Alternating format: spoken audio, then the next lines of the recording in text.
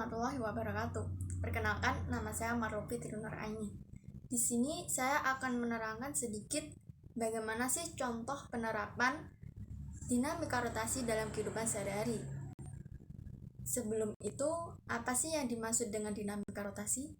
Dinamika rotasi adalah ilmu tentang pergerakan benda yang berputar pada porosnya atau titik tumpunya yang melibatkan gaya, massa, dan faktor lainnya. Di sini saya mengambil contoh ketika kita membuka pintu, di mana pintu itu sendiri mempunyai engsel yang menjadi poros atau pusat rotasinya.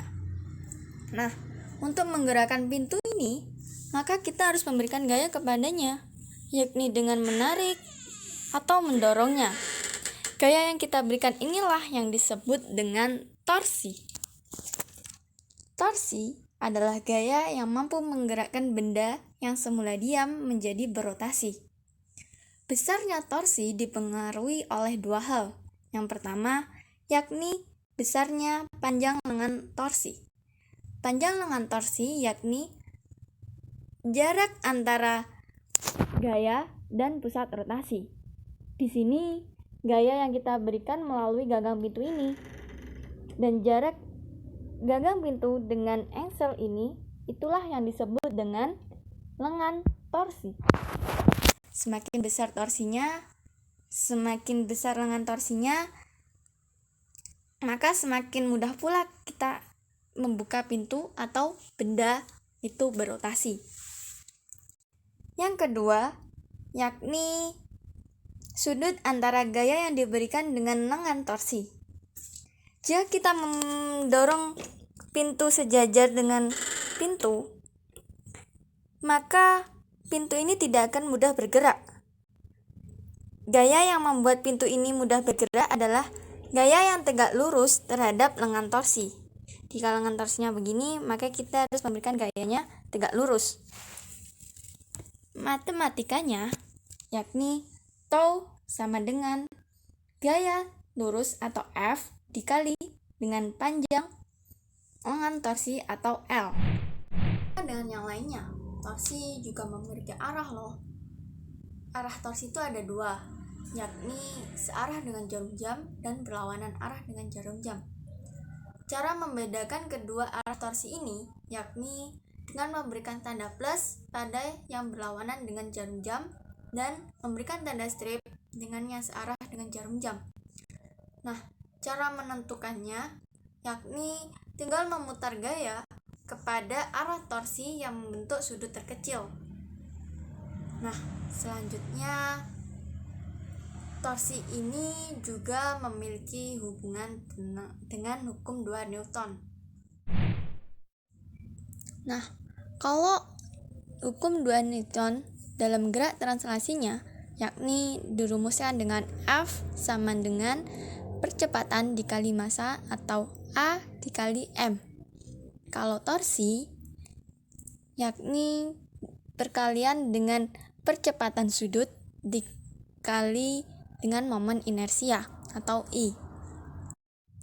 Momen inersia itu sendiri adalah kemampuan suatu benda untuk mempertahankan kecepatan sudut.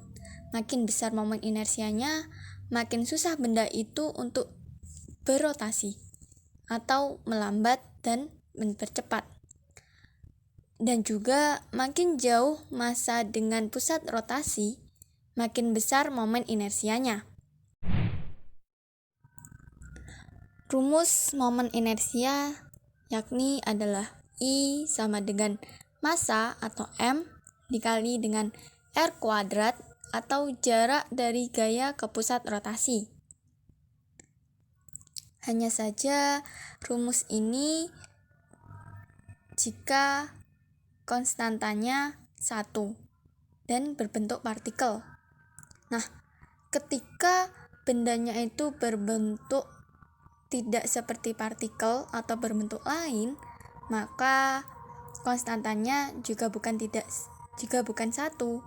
seperti gambar berikut ini. Contohnya di saat bola kasti ini berputar pada porosnya, di mana bola kasti ini memiliki massa M dengan jarak dari gaya ke pusat rotasi yakni R. Dan juga bola kasti ini termasuk ke dalam bola pejal, di mana memiliki konstanta 2/5.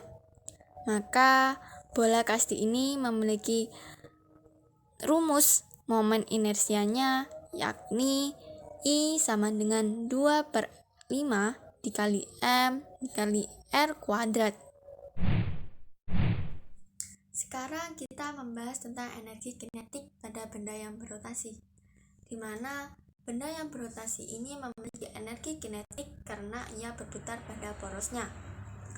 Rumus energi kinetik pada benda yang berotasi tidak jauh berbeda dengan energi kinetik pada translasinya, di mana dirumuskan energi kinetik pada translasinya yakni EK sama dengan setengah dikali massa dikali kuadrat kecepatan.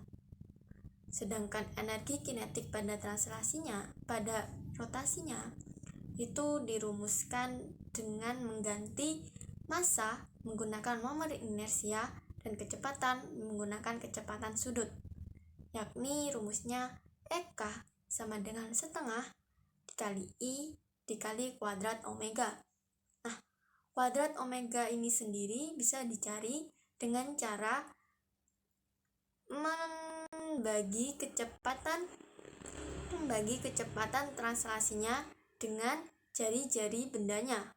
Nah, untuk contohnya sendiri yakni seperti bola kasti tadi ya teman-teman, di mana bola kasti tersebut memiliki massa dan pastinya juga memiliki kecepatan sudut. Nah, seperti itulah pembahasan kita tentang penerapan dinamika rotasi pada kehidupan sehari-hari.